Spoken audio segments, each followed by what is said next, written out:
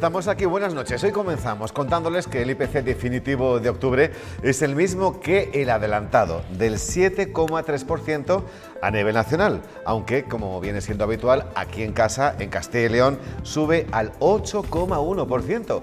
El precio de la luz baja, pero ojo, el de los alimentos se dispara. La inflación va a seguir en niveles altos al menos hasta la primavera. Y para la situación económica y para la inflación sería bueno que hubiese una solución pacífica y negociada al conflicto en Ucrania. Ni 48 horas ha durado el paro indefinido de los transportistas minoritarios. Culpan de su escaso éxito al acoso y derribo por parte de los medios de comunicación, al Comité Nacional de Transporte, es decir, sus compañeros, y también a los partidos políticos. A buen seguro, la falta total de apoyos y seguimiento en toda España han tenido que tener su efecto. Burgos Capital y provincia estarán presentes en Intour con la música en directo como reclamo para rejuvenecer el perfil del turista. Desde este jueves, un stand de 99 metros cuadrados dará a conocer la oferta turística conjunta de Ayuntamiento y Diputación. Los principales retos se centran en atraer visitantes nacionales como destino familiar, pero también enfocado hacia un público joven con una oferta cultural que sea referente para el viajero de negocios. A través de la página web festivalesburgos.es se van a promocionar diferentes eventos y, como muestra, El Nido actuará en directo el domingo en la Feria de Muestras de Valladolid. Noches flamencas que se desarrollan de enero a abril, el Festival de Música Contemporánea Alejandro Yagüe en el mes de mayo, Zurbarán Rock en julio, el Tablero de Música que está en la U, en el Hospital del Rey. También recoge las inquietudes, los eventos que tenemos a nivel de provincia. Y hoy analizan la actualidad Juan Carlos Rodríguez Santillana. Buenas noches, ¿cómo estamos? Buenas noches, muy bien. ¿Has cogido setas ya, Juan Carlos? No soy aficionado a recoger setas y no las puedo comer además, con lo cual ambas cosas se unen. Bueno, pues le voy a preguntar lo mismo a nuestro otro invitado, nuestro contertulio, Fernando de la Varga. Buenas noches, ¿cómo estamos? Hola, buenas noches. Tú sí tienes pinta de irte por setas en cuanto caen 4 gotas. Yo me he hecho cómodo y esta mañana me han traído algún boletus. Ah, vale, o sea, no vas a por ellos, pero te las proporcionan, ¿no? Esta mañana he comido un pequeño carpaccio de boletus que han empezado a salir en la provincia. Hay que tener cuidado, por cierto, con las setas todavía, ¿eh? Que todos los inicios de campaña de recogida de setas de forma casera arrastran problemas. De hecho, la semana pasada una mujer falleció por ese motivo. Mira, hay gente atrevida, ¿eh? Yo es que hace unos años tuve una reacción ante unos boletus, que teóricamente no tiene que haber problemas. Me indicaron, cuidado, que el cuerpo guarda memoria de ello. En muchos años no se te vuelve a ocurrir hacerlo. Al cabo de unos años probé un poquito y a los pocos minutos, y no, desde entonces no he vuelto a probar una seta ni por la vista. Mira, eso me pasó a mí con las castañas de pequeño. ¿Con las castañas? Sí, ¿no? sí. Pues yo pensé invitarte a castañas un día de estos, pero ya mira, me lo ahorro. Bueno, pues acepta la invitación. Así los que no tenemos alergia tenemos más posibilidad de comerlo.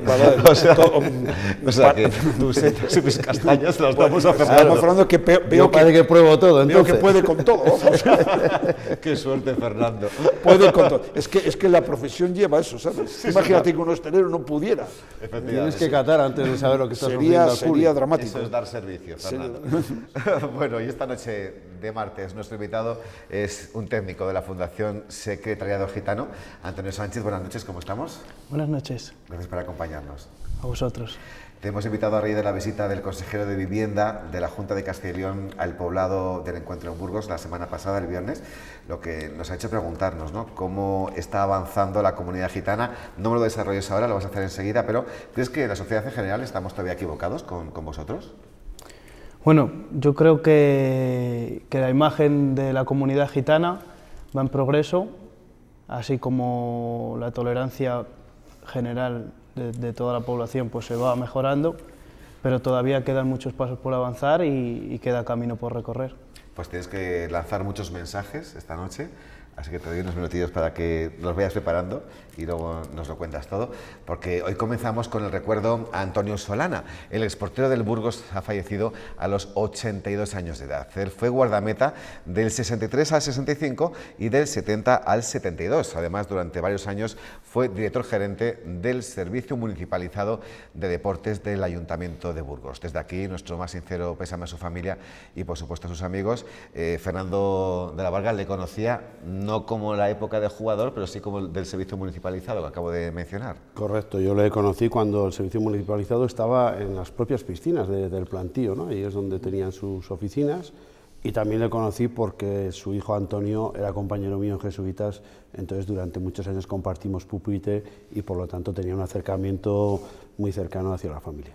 Bueno, y creo que a tu establecimiento acudió hace poco sí, tiempo, ¿no? hace poquito, la verdad que solía venir con cierta frecuencia y charlábamos precisamente lo que más le gustaba de fútbol. Siempre de fútbol, ¿no? Casi siempre hablábamos de fútbol, precisamente. Juan Carlos, ¿tú le conociste? Le conocí como jugador. Ajá. En el Burgos, en aquel equipo que casi, yo podría decir, los 11 seguidos que ascendió a Primera División. Y además recuerdo que hay una fotografía casi mítica de aquel equipo en el que aparece Solana cuando no era el portero titular, en aquel momento era Bilbao. Pero para la historia quedará esa fotografía y Solana aparece como el portero titular del equipo que ascendió a Primera División. Bueno, pues sirvan estos segundos para ese pequeño y humilde homenaje a este hombre tan querido y tan reconocido. Fernando, por cierto, hoy Diario de Burgos recoge que tu sector, desde la hostelería, pedís posponer a enero el nuevo sistema de recogida de basura. En concreto, lo que ocurre es que rechazáis que la recogida nueva esta de puerta a puerta pues coincida con un momento álgido importante de afluencia de clientes. Bueno, no es que rechacemos, ¿no? Sino que el otro día en unas conversaciones con los técnicos municipales y la empresa de limpieza se les propuso posponerlo por una sencilla razón, porque hemos visto cómo el cambio que ha ido a lo largo de estos meses produciéndose en la ciudad, con los cambios de contenedores y esta nueva empresa, pues hemos visto que ha habido muchísimas quejas en los primeros meses en cuanto a, digamos, ese nuevo orden que se quería establecer, ¿no? Por lo tanto, este nuevo concepto de puerta a puerta, que probablemente bueno, pues el futuro diga que sea lo beneficioso, consideramos que era más oportuno posponerlo a unas fechas más livianas, no a unas puntas de consumo elevadas como puede haber a partir del Puente de la Constitución, porque al final con eso lo que íbamos a conseguir era una imagen mayor de su ciudad durante este mes en la ciudad de Burgos, que yo creo que ni turísticamente ni ciudadanamente queremos, ¿no?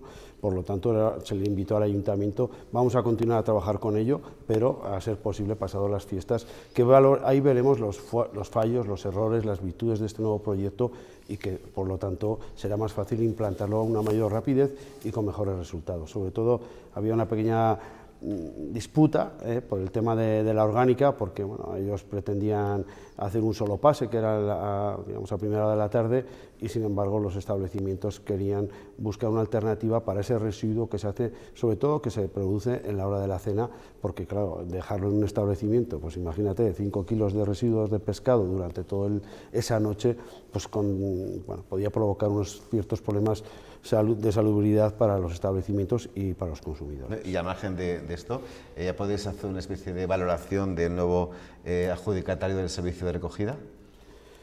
Bueno, durante el verano hemos tenido muchas quejas. Zona es un espejo a la gente. Durante el verano hemos tenido muchas quejas de que se ha visto la ciudad un poquito más sucia de lo habitual.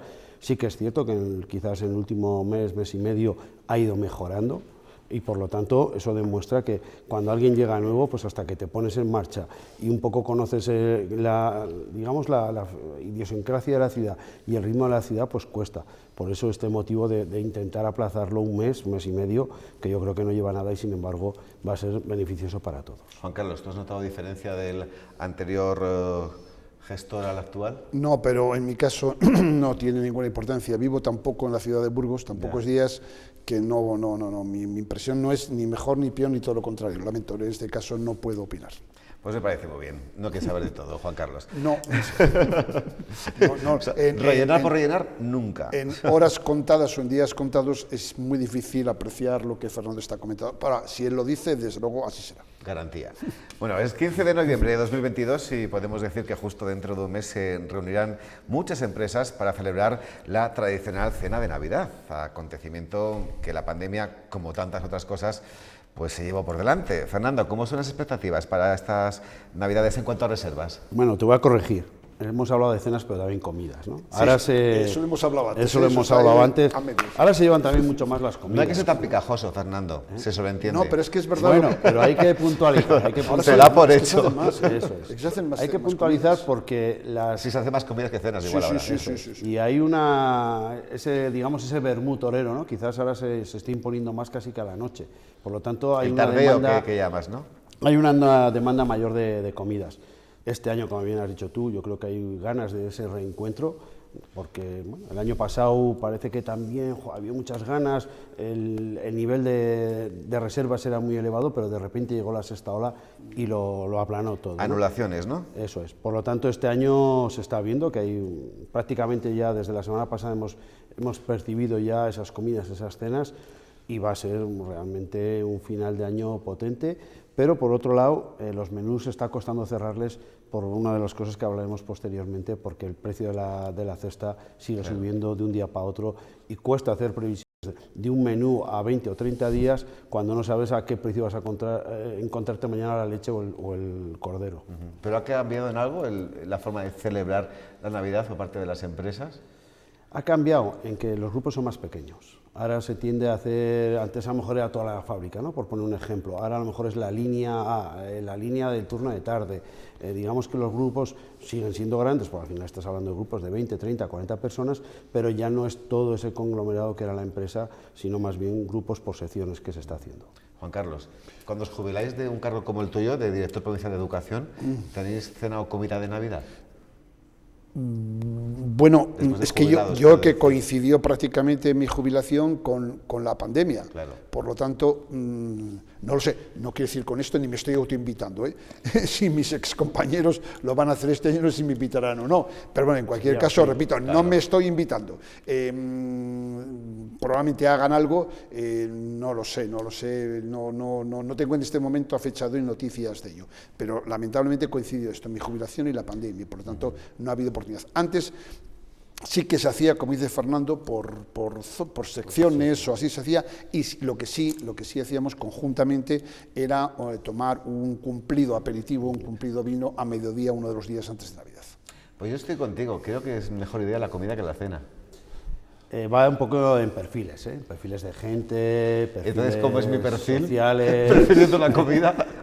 Va un poco unido, Hay un perfil de gente que todavía prefiere la cena porque luego quiere alargarlo con unas copas y un bailoteo, y hay otras personas que prefieren más vivir esa mañana, pasar ese bailoteo a la tarde y luego a una hora prudencial retirarse en casa. Igual que prefiere cena, como habla Fernando de perfiles, igual el perfil del que prefiere cena es igual que sale muy poco el resto del año. Y para todo lo contrario, como yo, que no me apetece normalmente el salir, lo que sea salir por las noches, pues prefería que fuera comida, pero precisamente por eso, no porque ya que no salgo aprovecho en esa oportunidad para salir, me resultaba más cómodo, y yo creo que a la mayoría de mis compañeros resultaba más cómodo la comida. La tarde era muy larga, luego podíamos acabar la fiesta a las 10 de la noche. Eso es. Mientras que si es cena, pues hombre, hay una hora prudente de recogerse. No es por meterme con un jubilado, pero a un chaval de 30, 35 años a lo mejor le derivas más hacia la noche que hacia, sí, pero la comida. Ser mayor tiene sus ventajas. A ver, yo hablaba todo va por perfil. del trabajador casado, con niños pequeños, joven todavía, pero un poco más atado, con muchas responsabilidades, eso me refería. Pero te lo puedes pasar igual de bien por la tarde que por la noche. Esa es la diferencia que está dando ahora el sector. El tardeo es maravilloso, es lo único bueno que tiene la pandemia. Claro, lo único bueno. Bueno, pues ni 2 días ha durado el paro indefinido en el transporte, que comenzaba ayer lunes y convocado por los transportistas minoritarios. Culpan de su escaso éxito, fíjense, al acoso y derribo por parte de los medios de comunicación, también al Comité Nacional de Transporte, es decir, a sus propios compañeros, y a los partidos políticos. A buen seguro, hay que ser sinceros, la falta total de apoyos y de seguimiento en toda España habrán tenido algo que ver para que esta convocatoria haya durado tan poco tiempo, Juan Carlos. Pues si ¿Se han visto solos, en definitiva? No, si lo convocaron y después lo desconvocan, pues yo sabrá por qué lo convocaron y por qué lo desconvocan, ¿no? Pero parece una estupidez lo que estoy diciendo, pero no es así. Es decir, cuando no hay unos argumentos fuertes y potentes para convocar algo, en este caso un paro, pues evidentemente esa misma escasez de argumentos es la que lleva a su desconvocatoria en este caso.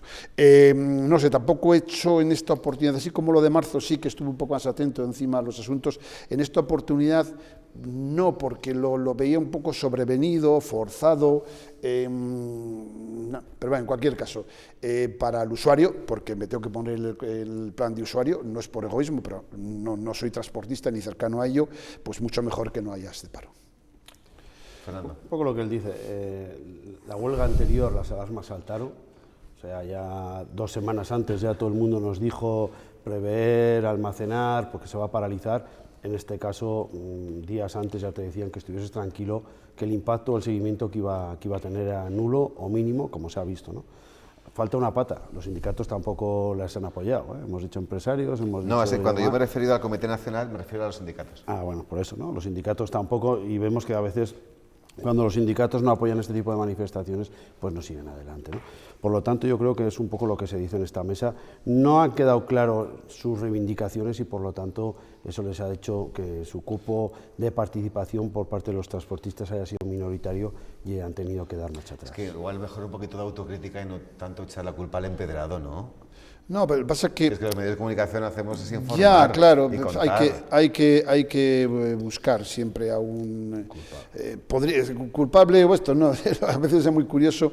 Oía a la ministra de Transporte del ramo ayer realmente poniendo a caldo a los que se manifestaban delante de su ministerio. Que no le recibió, que no lo recibió. Pero pareciéndole muy bien la manifestación del domingo por la mañana en Madrid de la Sanidad. O sea, es decir, depende, ¿no? Claro, o sea, si se manifiestan contra mí parece que esto no está muy bien, se manifiestan en contra del prójimo sí que está muy bien. En cualquier caso, un día, no vamos a detenernos ahora, lo del Comité Nacional del Transporte conviene analizarlo, porque no se trata de una organización o de un comité de representación democrática mediante elecciones universales de los miembros de ese sector, no, es una cuestión casi de cooptación, con lo cual es representativo.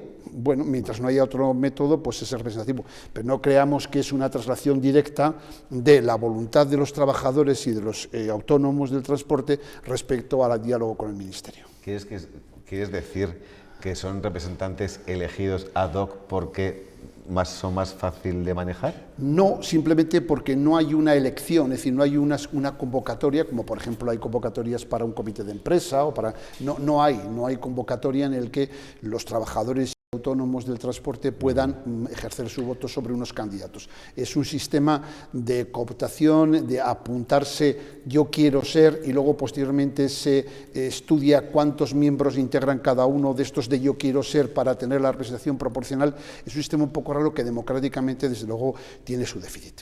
Fernando está de acuerdo al 50% solo. No, por la cara que pone. No es que esté de acuerdo, sino simplemente que no deja ver una transparencia como debería de ser, ¿no?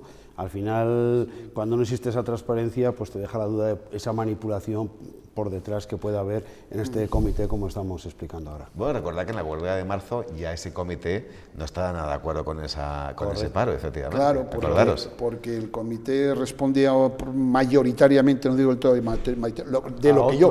lo que conocí en marzo. Entonces estáis dando Juan Carlos, con este argumento que has puesto encima de la mesa, que me parece muy bien, está dando la razón a los transportistas minoritarios, ¿eh? En respecto a lo del comité, sí, no respecto a los medios de comunicación, ni a los partidos políticos, a sus compañeros y todo esto. No. Estoy dando respecto a la queja que tenían y tienen de ese comité, que para que los que nos están viendo lo entiendan, no se trata de un comité de empresa elegido democrática y universalmente por los trabajadores que le corresponde. No, esto es otra cosa distinta. Sí, ha quedado claro. Y de un conato de movilización que ha sido este paro a otra convocatoria. El 27 de noviembre los sindicatos saldrán a la calle para protestar contra las políticas del socio de gobierno de la Junta.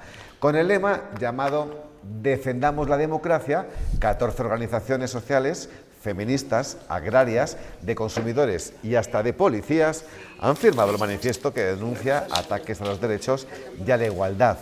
El texto asegura que Vox está poniendo en jaque la convivencia de la comunidad y carga contra el consejero de Industria y contra el propio vicepresidente de la Junta. Ya preparan más movilizaciones para las próximas semanas. Que se está destruyendo prácticamente todo lo que hemos construido durante más de 20 años de diálogo social y de convivencia social, ¿no?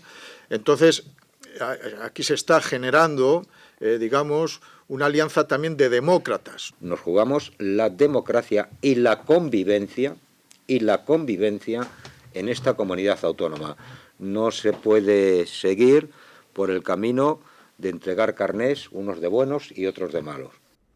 Una movilización que se produce pues, después de conocer que en los presupuestos de la Junta de Castilla y León se eliminan esos 20 millones en ayudas a la patronal y a los sindicatos, es decir, que no es una movilización casual. Por cierto, he nombrado a todos los que participan, pero la patronal de momento no se ha manifestado al respecto.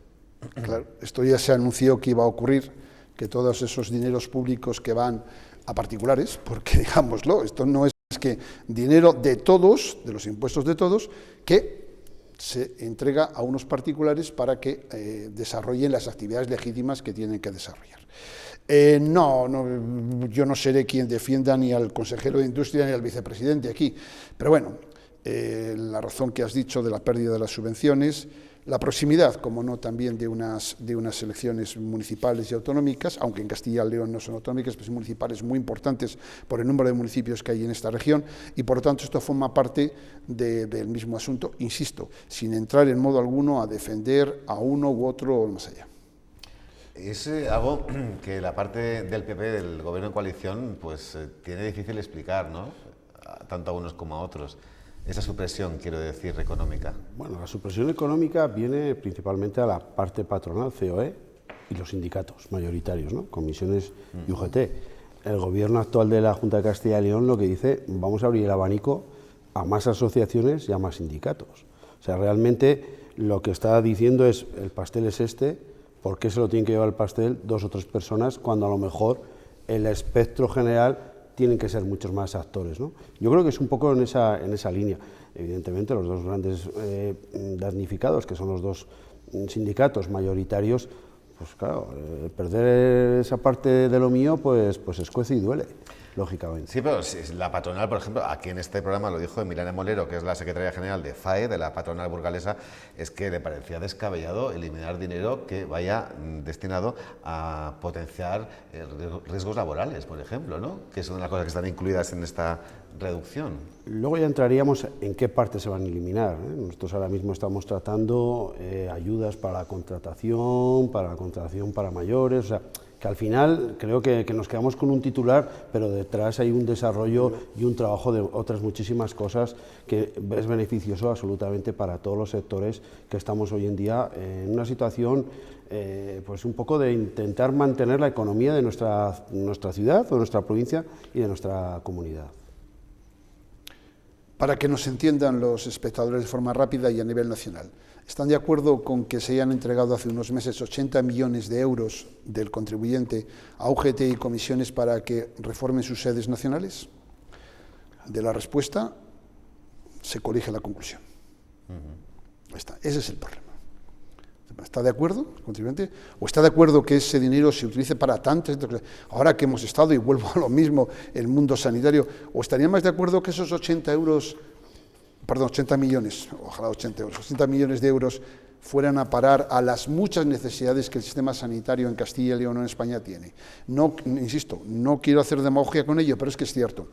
Y no parece razonable. Con lo cual, que al final se manifieste 14 organizaciones, bueno, vamos a ver, al final son 3 o 4, es decir, las 14 no son más que elementos coadyuvantes de las 2 o 3 organizaciones principales. Venga, pues vamos a seguir avanzando. Vamos ahora con el IPC definitivo de octubre.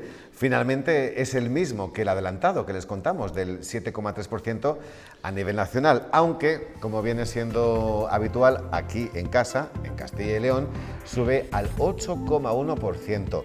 El precio de la luz baja, pero el de los alimentos se dispara. ¿Y de qué forma? La subida de los precios de los alimentos va a tener un nuevo récord llegando, atención, al 15,4%. Esto nos cuentan los expertos. La inflación va a seguir en niveles altos al menos hasta la primavera. Y para la situación económica y para la inflación sería bueno que hubiese una solución pacífica y negociada al conflicto en Ucrania. Y también sería bueno que se buscasen vías de diálogo para la guerra comercial que sufre en este momento Occidente con China.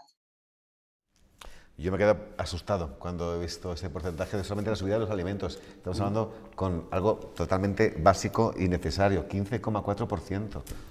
Desde que hay una serie histórica del año 94 creo que es el dato más alto, ¿no? Sí, o sea, que estamos hablando hace muchos años ya de aquello, ¿eh?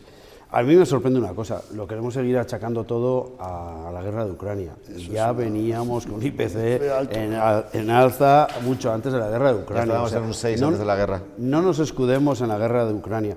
Te lo he dicho antes, es difícil cerrar ahora mismo los menús cuando te estás enfrentando a una subida de un 45% del aceite, un 25% de los huevos o de la leche, un 20% de cereales.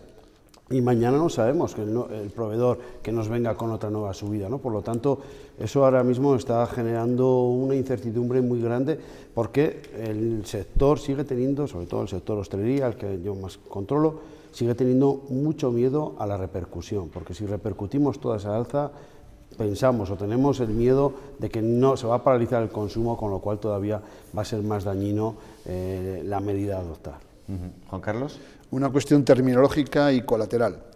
Me sorprende cuando se dice que se ha moderado la inflación, con lo cual el concepto moderación, que es algo positivo para el que lo escucha, dice, ¡jo, qué bien! Es algo así como si yo a Fernando le doy 3 garrotazos diarios, de repente le doy solo 2, y dice, ¡jo, qué moderado Juan Carlos que solo le da 2 garrotazos! Hombre, no, es que el problema es que uno incluso es duro, ¿no? Pues por eso, es decir, que se ha moderado, hombre, se ha moderado, es decir, es menos que, pero de moderación nada, es decir, siguen los niveles y sobre todo la subyacente que hablamos de los alimentos, ¿en qué nivel nos encontramos?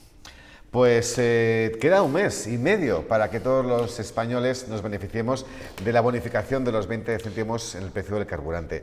Medida polémica porque no ha venido a rebajar el precio del combustible, ya que aún seguimos pagándolo mucho más caro que hace unos meses. A pesar de ello, el Gobierno prepara cambios a este respecto y no descarta limitar esa bonificación a determinadas personas o sectores, es decir, no para todo el mundo, sino solamente para quien más lo necesite, algo que al principio de la entrada en vigor de esta medida, Fernando, ya muchos reclamaban, ¿no? Que no el café para todos, pero me da a mí claro cuando la quiten para el común de los mortales, pues igual sí que nos empezamos a quejar.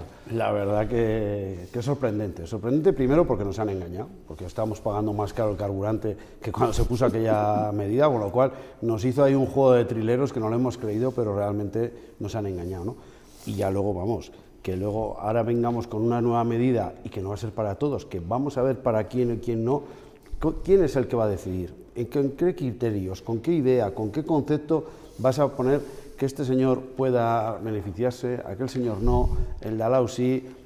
Creo que eso no va a ser justificable de ninguna de las maneras. Si es que no se ha beneficiado a nadie, ni se va a beneficiar a nadie, lo hemos pagado. A ver, en cifras redondas para enterarnos, yo hoy he puesto combustible, gasóleo, prácticamente a €1 más, el doble de lo que me costaba hace 15, 20 meses, el doble. ¿Gasolina?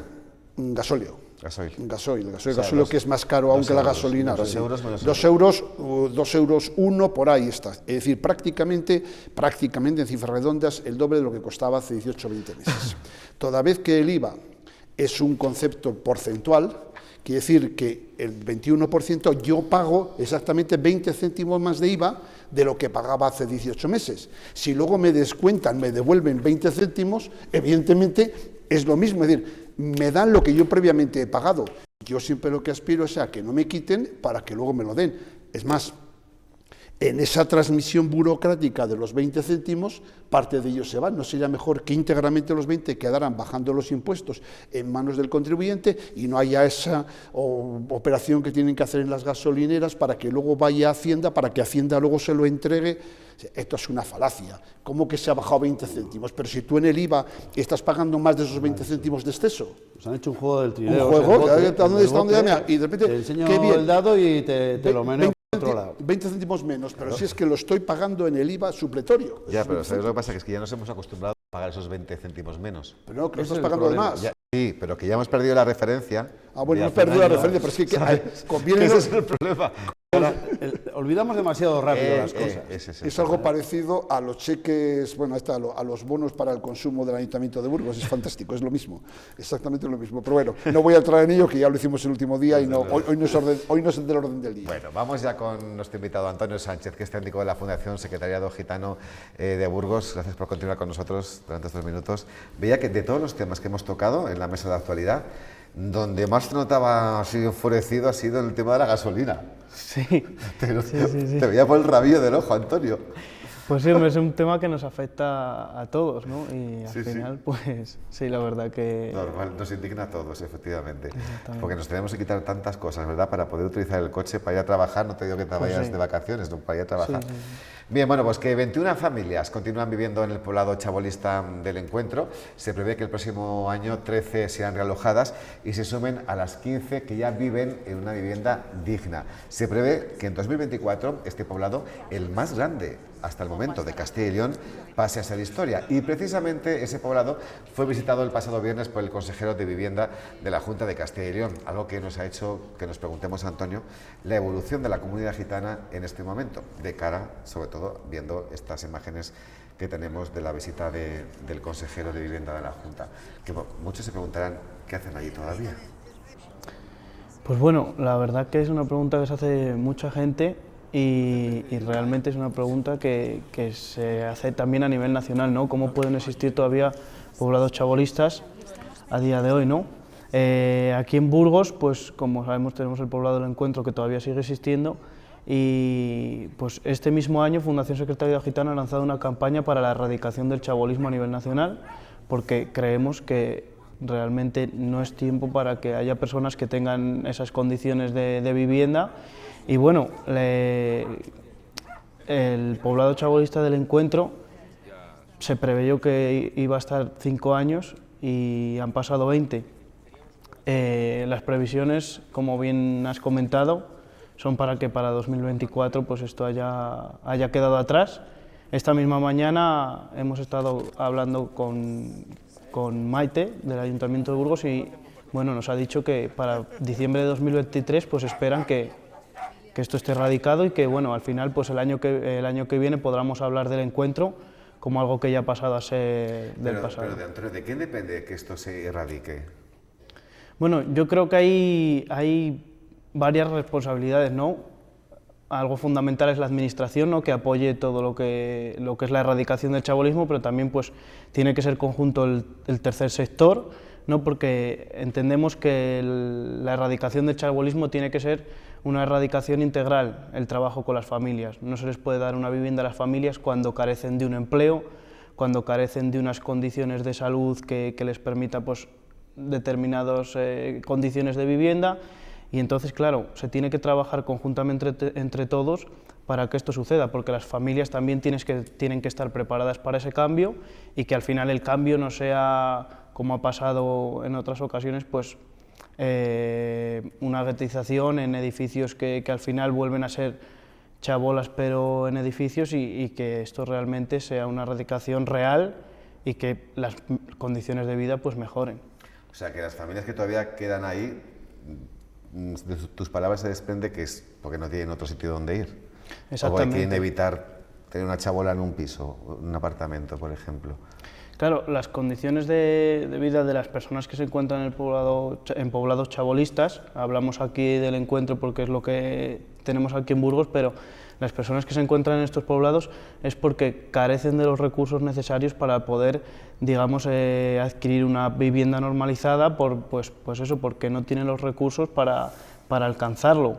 Además, el hecho de ser gitano es una doble pues, digamos, les impide. Es un estigma, es un estigma, ¿no? Eso es. Entonces, cuando se juntan las dos cosas, el carecer de recursos económicos y la discriminación que viene acompañada de ser gitano, si juntas estas dos cosas, al final es muy, muy difícil adquirir una vivienda normalizada por el simple hecho de no tener para ello.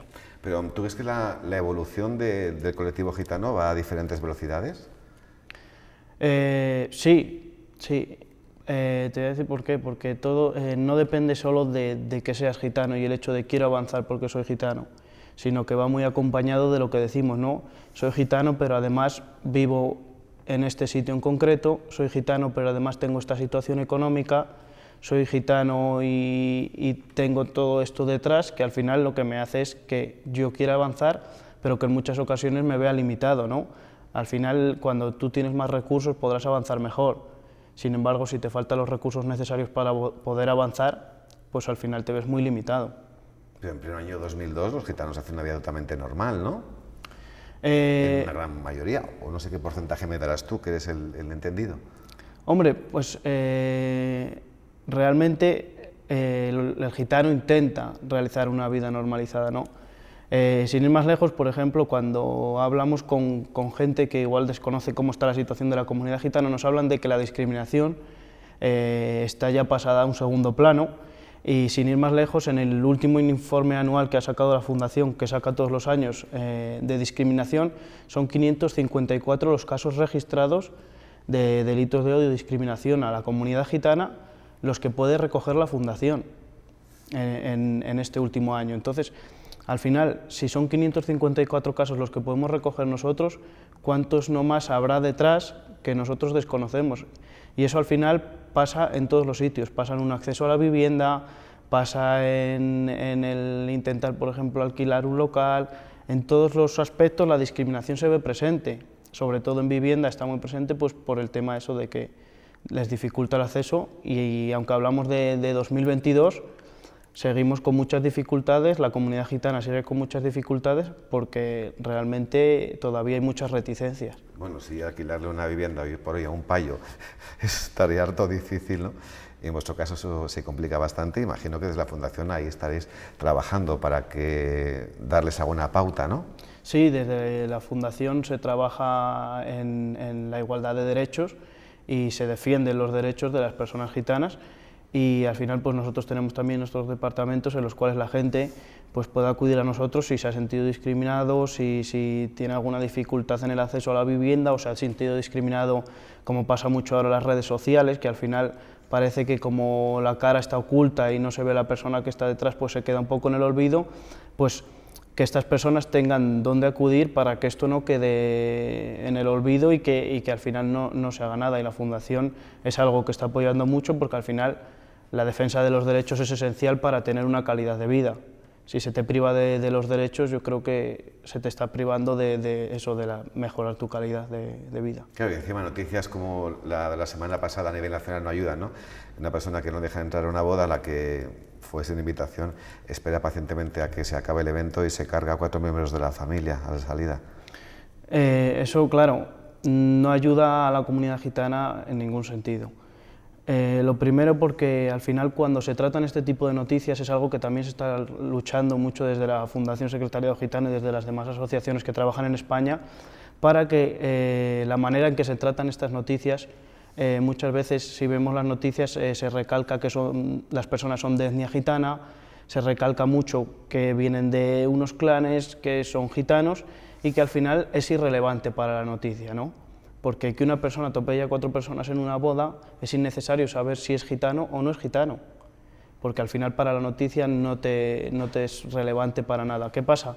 Que esto al final, la comunidad que desconoce la realidad de la población gitana, lo que hace es decir, pues si esta persona ha hecho esto, todos los gitanos son iguales.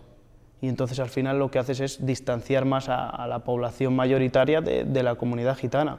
Si vosotros sabéis que en el vecindario hay gitanos o va a haber gitanos y escucháis estas noticias, al final lo que te hace, quieras o no, es eso, tener reticencias a que puedan estar en tu barrio o quieras convivir con ellos, porque al final eso se queda grabado.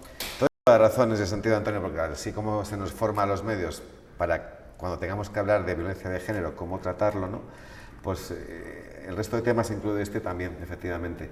Es todo cuestión de no tener un mea culpa, pero sí de tener más cuidado, de reconocer, bueno, que al final todos contribuimos para esa igualdad. ¿Cuál es el mensaje más importante que quieres mandar hoy desde el plato de Noticias 8 de noche a todos los que nos están viendo tranquilamente desde sus casas? Bueno, pues el mensaje es claro, que el desarrollo de la comunidad gitana se realizará entre todos y que al final, cuando más aportamos entre todos, esto va a ir hacia adelante. Tanto la responsabilidad es de la comunidad gitana en querer avanzar, como de las demás personas que ayuden a la población gitana al avance y que eso, mañana que es el Día de la Tolerancia, pues que realmente esto sea real y que podamos convivir y tener un respeto entre todos y que al final yo creo que las culturas, cuando las juntamos y nos podamos unir, pues al final nos benefician y podemos mejorar. Y por contra, ¿qué es lo que crees que tiene que también poner la comunidad gitana para contribuir a eso? Pues la comunidad gitana tiene que poner de su parte para que realmente se vea que el progreso que se está realizando, ellos quieren que esto sea así, que realmente ese cambio que nosotros promovemos, digamos, desde la Fundación, que se vea reflejado en la comunidad gitana, porque realmente ellos son los protagonistas del cambio, ¿no? Y que ellos pues, sean conscientes de que el cambio no solo se puede hacer desde fuera, sino que desde dentro hacia afuera también se puede cambiar y mejorar la imagen de la comunidad. Permíteme que pregunte en la mesa si creen que todavía a estas alturas de la vida, ¿no?, hay mucho estigma, por ejemplo, para contratar a una persona gitana. Fernando, tú que de entrevistas de trabajo sabes mucho. Bueno, yo veo que hemos evolucionado en una integración, ¿eh? Esto no tiene nada que ver a cómo era, quiero recordar que has dicho, en el 2005, ¿no?, cuando se formó el poblado. Poco a poco se está integrando. Has dado tú la clave, creo que pasa porque el propio gitano quiere integrarse en la sociedad se abra a esa integración, ¿no? Yo creo que al final tiene que confluir la parte social con la parte, digamos, de integración de ellos, que se lo crean, que pueden integrarse con todos los, pues todos los requisitos y todos los cumplimientos y todo el estado de bienestar que da esta sociedad, y a partir de ahí podamos caminar todos conjuntamente. Y esa misma integración se dio en el ámbito educativo y a ti te pillaría en pleno apogeo, Juan Carlos, ¿no?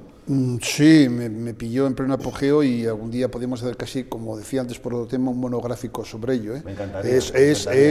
Hay muchos. Y en ese sentido, permíteme una cuestión que no se quiere hablar, pero que existe. ¿Estáis sobre la discriminación que la población gitana ejerce sobre otras poblaciones? Yo le he preguntado ahora mismo qué tiene que contribuir la comunidad gitana para que sea pero lo he concretado. Eso mutuo entre todos. Pero fíjate, no estoy hablando de la discriminación que pudiera haber o no de la comunidad gitana sobre la comunidad en el lenguaje que estamos hablando, paya. Estoy hablando de la discriminación de algunos grupos gitanos sobre otros, especialmente extranjeros y especialmente hispanoamericanos. Nosotros, latinos, en centros educativos, lo veíamos de forma palmaria, como algunos alumnos gitanos que tenían un comportamiento pues bastante integrado con la población no gitana, pero sin embargo la aparición de hispanoamericanos, en general extranjeros, pero especialmente hispanoamericanos, era, les rechazaban de una manera incluso mucho más fuerte y más cruda de la que podía rechazarse por parte de la comunidad paya hacia los gitanos. Y eso tiene que tener alguna explicación que seguramente Antonio conoce. Bueno, yo en mi caso en particular no he visto esa discriminación que se haga desde la comunidad gitana hacia otras comunidades. Es más, nosotros desde la Fundación apostamos por lo que he dicho antes, la interculturalidad. Al final lo que nos hace crecer es que las culturas confluyan y podamos crecer juntos. Al final si nosotros los gitanos fuéramos reticentes a tener contacto con otras culturas, nosotros tampoco creceríamos. Puede ser que en casos puntuales se haya visto en un centro educativo en concreto esa discriminación hacia otra cultura, pero quiero dejar claro que no es algo que esté establecido como cultura o como costumbre gitana, sino que se ha podido dar en un caso concreto, como podría ser que alguien de un payo, digamos, pueda discriminar a una persona gitana. Es que todos los payos nos discriminan, no es así, ¿sí? Entonces, cuando esto se masifica es cuando se habla de una discriminación general, pero realmente si se dan casos concretos, no es que la cultura gitana discrimine a otras culturas. No es la cultura gitana, son personas. Evidentemente, al final no son las culturas ni las sociedades, son las personas. En esto y en tantas cosas. Eso es. Bueno, pues Antonio, muchísimas gracias por haber estado con nosotros. Antonio Sánchez Hernández, que es técnico de la Fundación Secretariado Gitano. Muchísimas gracias. ¿Nos queda algo en el tintero que quieras que destaquemos? No, la verdad que hemos tratado todos los temas Sí. que se podían tratar sobre la comunidad. Y encima nos has recordado que mañana es el Día de la Tolerancia, muy importante. Exactamente. Nos vamos a acordar de vosotros también. Muchas gracias. Gracias, Antonio. Gracias Hasta a la próxima. vosotros. Muy buenas noches. Luego. Bueno, pues ya lo comentamos ayer con el decano de la Facultad de Derecho de Burgos, la reforma del delito de malversación que Pedro Sánchez quiere llevar a cabo para beneficiar a los condenados por el procés, también podría afectar a más personas. A otro miembro del Partido Socialista, el también condenado José Antonio Griñán. Pero lo mismo podría ocurrir a casos como el de Julián Muñoz o a los imputados por las tramas Púnica o Gürtel. De hecho, los fiscales anticorrupción dicen que no importa tanto en qué bolsillo acaba el dinero, sino el dinero público en sí mismo que se ha robado. Eso es en clara alusión a lo que decía la ministra de Defensa ayer, Margarita Robles, que no es lo mismo que se enriquezca un político a que el dinero no acabe en su cuenta bancaria, pero al final es un desfalco en sí mismo, ¿no? Llama mucho la atención, ¿no? Porque viene a decir, si el político no se ha llevado el dinero a su bolsillo, no pasa nada, pero tú se lo puedes trasladar a tu familiar, tu amigo, tu conocido, y eso va a quedar impune. Creo que estamos perdiendo un poco el norte, ¿no? Al final, de alguna manera, el dinero público es el dinero de todos, y el que maneja ese dinero tendrá que tener algún tipo de responsabilidad. Está claro que siempre no se va a poder hacer bien y que habrá errores, se cometerán, pero de ahí a que haya una malversación y que quede impune, yo creo que entraríamos en un juego muy peligroso, porque lo que acabo de decir, entonces desviarías el dinero hacia tus familiares o tus conocidos y, oye, no, es que he hecho mala gestión, pero no he robado, ¿eh? He malversado, pero no he robado. Claro. Por favor, creo que hay que ser mucho más frío con el dinero de todos. Que ese es el caso de Griñán, que efectivamente se demostró que no estaba en su bolsillo, pero bueno, ha sido el desfalco más grande todos los de alrededor de este país. Claro, Pero ¿cómo que no en su bolsillo? Si con el dinero público defraudado o malversado se consigue un sistema clientelar que favorece que tú ganes unas elecciones y seas presidente, todos los meses ese sueldo como presidente no acaba en tu bolsillo, acaba en bolsillo del prójimo. Claro. Es que yo cuando se hace eso es absurdo, es decir, si con el dinero que defraudas, aunque tú no te llevas a tu bolsillo, consigues que se den unas circunstancias que permite que tú estés en una situación donde ganas más, donde recibes más, donde tu renta sube, no te lo has llevado, ¿verdad? No, casi nada, efectivamente eso no es muy peligroso. Por cierto, estamos hablando en este caso de José Antonio Griñán y otros 7, que a veces nos olvidamos que hay otros siete condenados, pero no olvidemos que él, junto con otros de su mismo partido político, en los próximos meses tiene una causa tan importante o más que los seres, que son los cursos de formación, donde ahí puede que, no a posteriori de la sentencia como en este caso, sino de cara a futuro, no se les pueda ni siquiera juzgar, puesto que no hay delito cometido. Pues permitidme que cambie de asunto porque tenemos otro invitado esperándonos. La semana pasada nos hacíamos eco de un artículo de Diario de Burgos en el que se ponía el acento en que tenemos más atropellos en Burgos a usuarios de patinete o de bici que a peatones, la mayoría en pasos ciclistas y de cebra. Así que para hablar de ello tiramos de Burgos con Bici. Su portavoz está con nosotros, Pedro Miravilla. Buenas noches. Hola, buenas noches. Gracias por atender nuestra invitación. Pedro, ¿a qué achacáis estos datos que he dado ahora mismo? Bueno, en primer lugar, a que desgraciadamente en la ciudad de Burgos el respeto al paso de peatón o al paso ciclista es bastante bajo, hasta el punto que estamos en unos índices de siniestrabilidad mucho mayores que otras ciudades, incluso de mayor tamaño. Es algo alarmante y que creemos que se puede revertir. La forma de revertirlo desde nuestro criterio es mejorar el control por parte policial, evidentemente a través de sus medidas informativas y sancionadoras, pero también hay otras posibilidades. Ya lo avanzaba la policía local, que también lo está pidiendo, y es el tener pasos sobre elevados y que los pasos ciclistas estén del mismo color al cruzar la calzada para que sean más visibles. Sí, Pedro, te decía, aparte de eso, ¿habrá tenido algo que ver la obligación tanto de patinetes como de ciclistas de ir por la calzada? También, ¿no? Sí y no, porque la mayoría de los segundo, Pedro, accidentes... subidnos el volumen, compañeros, que aquí en Plato no escuchamos bien. Continúa, Pedro. Digo que en parte sí, pero no totalmente, porque la mayoría de los accidentes que están teniendo tanto los ciclistas como los usuarios de patinetes eléctricos son en los cruces de la calzada con la vía ciclista a lo largo de los pasos ciclistas. Hay que recordar que en los pasos ciclistas la prioridad es del ciclista y hay un número importante de coches que no lo saben y no lo respetan. Y por eso volvemos a decir que el punto de mayor colisión es cuando hay que atravesar la calzada, tengas o no tengas preferencia. Aquí dijo el alcalde de La Rosa el lunes pasado que se había notado que después de la pandemia los conductores tenían pues como menos paciencia. Yo le pregunté si había pues, conclusiones fundadas para esa afirmación. No lo sabemos, pero ¿tú estás de acuerdo con él, que todo influye? Evidentemente todo influye, pero lo que más influye es la permisividad. Si dejamos que, sin sancionar las conductas incívicas, sea de quien sea, estas se van enquistando en la sociedad.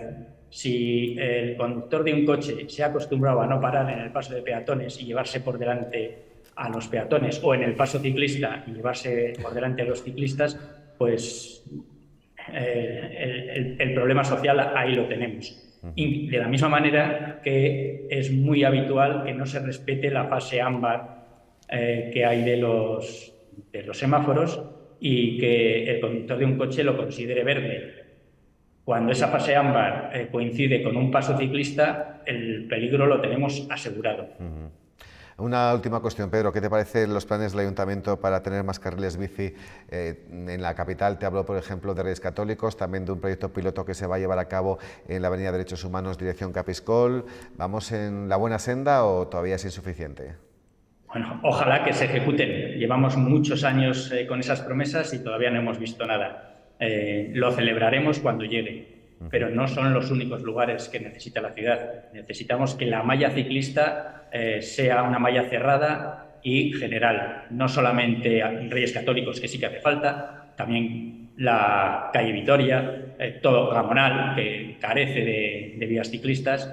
Es la única forma de que el ciclista se sienta seguro es que vaya por un lugar que sea segregado para que pueda estar fuera del tráfico urbano. Perfecto, Pedro Miravilla, portavoz de Burgos con Vice, gracias por estar con nosotros. Y aquí estamos para lo que haga falta, cualquier reivindicación, ya sabes, Noticias 8, edición noche. Encantados, muchas gracias. Buenas noches, y también me despido de nuestros colaboradores de hoy, Juan Carlos Rodríguez Santillana y Fernando de la Varga. Ha sido un placer recibiros, que descanséis. Gracias. Y buena semana lo que queda de ella, Nos has dejado con las ganas de comentar algo de las bicis, pero por lo demás... Lo haremos más a menudo, por desgracia, tenemos que volver a hablar de ello. Gracias, buenas noches. Buenas noches. Venga, vamos a Miranda de Ebro, que va a contar con el próximo curso con el primer campus de la Universidad de Burgos fuera de la capital. En él se va a impartir el grado de Ingeniería en Empresa Digital, que arrancará con 25 alumnos y un programa de prácticas remuneradas durante al menos un curso en 14 empresas. El nuevo grado de Empresa Digital de Miranda formará profesionales cualificados para la transformación digital de cualquier empresa, desde la producción a la gestión. Se trata de formar a profesionales que deberán de tener competencias, conocimientos, habilidades en analítica de datos, inteligencia artificial, lo que ahora se está llamando Business Intelligence, la ciberseguridad, la robótica colaborativa y el Internet de las cosas. De los 240 créditos del grado, 56 serán de formación dual a través de prácticas remuneradas en las 14 empresas que han suscrito un convenio con la Universidad de Burgos. Además de la formación, este grado representa una oportunidad para la captación de talento en Miranda de Ebro, la segunda ciudad de la provincia y un referente industrial y empresarial. Es una magnífica noticia para Miranda desde el punto de vista, como decía antes, de formación, del talento, de una medida que genera conocimiento, que fija población en Miranda, y esto es muy importante. El de Miranda será el primer campus universitario fuera de la capital y hoy también ha sido destino de la primera reunión del Consejo de Dirección de la Universidad de Burgos.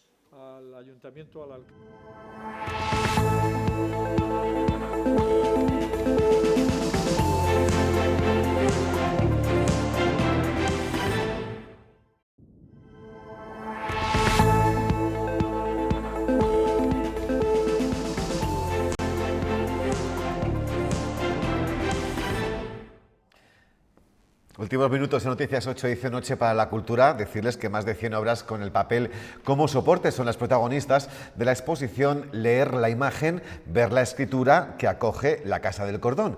Una propuesta artística con creaciones muy actuales realizadas por algunos de los artistas contemporáneos más relevantes de finales del siglo XX y principios del siglo XXI. Desde su fundación en 1964, por los talleres de polígrafa obra gráfica han pasado más de 350 artistas para desarrollar su obra en soporte de papel. Ahora, esta muestra, Leer la imagen, ver la escritura, recoge una selección de esos trabajos. No hablamos, por tanto, simplemente de obra gráfica, sino de una experiencia creadora única, la que los artistas convocados al taller de polígrafa desarrollaban en exclusiva para generar unas piezas que contienen una rara virtud. Son únicas y a la par múltiples. En esta obra, Carlos Cruz Díez solo imprime azul, pero crea sobre el papel blanco la ilusión óptica de más tonos y movimiento. Es solo una de las llamativas propuestas que recoge la exposición. Pues la escalera pues es bastante llamativa, ¿no? Y está hecha con la técnica de grabado original de toda la vida, lo que en vez de estar impresa sobre un papel normal es un papel corriente de impresora antigua, generando pues una obra imposible, ¿no? Que es una escalera de papel, ¿no? 106 grabados y serigrafías de edición limitada o piezas únicas componen esta muestra que una vez más nos acerca al arte que se realiza en nuestros días. Y así nos marchamos. Gracias como siempre por acompañarnos. Si quieren, mañana a las 10 aquí estaremos para contarles lo que pasa. Descansen. Adiós.